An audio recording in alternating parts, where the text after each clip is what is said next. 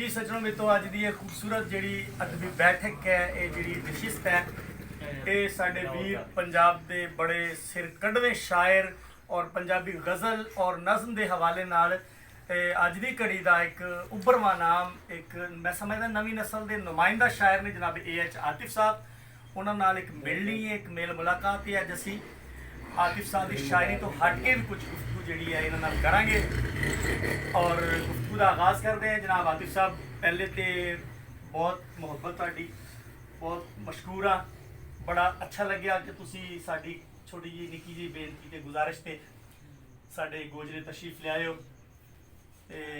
आतिफ जी दसो कि अल्ताफ हुसैन आतिफ, अल्ताफ हुसैन तो AH आतिफ किवें होए?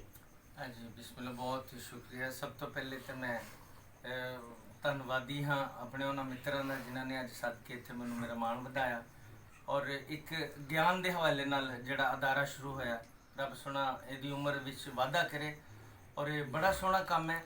मुशायरे होंदे रहिंदे ने, तनकीदी इजलास होंदे रहिंदे ने, जिहड़ा एक नवेकला जिहा इन्हां ने टच दिता है अदबी जिहड़े माहौल नूं, बड़ा सोहना है। अल्लाह करे इहदा टोरा जिहड़ा है इस तरह टुरदा रहे। तो मैं तुहाडे अल आना कि असल दे विच ना जिहड़ा वालदैन ने मेरा नाम रखिया सी अल्ताफ हुसैन सी जी ते सच्ची गल तो है महबूब जी कि मेरी हयाती का बहुत वो हिस्सा है जिहड़ा मैं आप नहीं बनाया। मेरे शहर का, मेरे लोगों का, मेरे दोस्तों का उस बड़ा अमल दखल है। इस तरह मेरे एक दोस्त ने ना उस दौर दे विच एक रिवाज हुंदा सी नून मीम राशद MJ फलाना MB सालिक, तो उन्होंने कहा यार तू AH हो जा, तो मैं AH हो गया।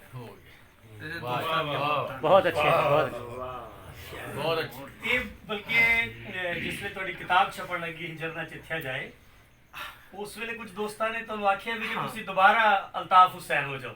दोस्तों तो हट के ना असल दे विच जिसले मेरी किताब आई है ना, ते मेरे वाले साहब, मेरा बापू रब सोना उन्होंने जनता दे विच सोना घर देवे, उन्होंने आला मकाम देवे, वो दुनिया तो टुर गए सन, पूरे हो गए सन, ते उन्होंने मेरा नाम अल्ताफ हुसैन रखा सी।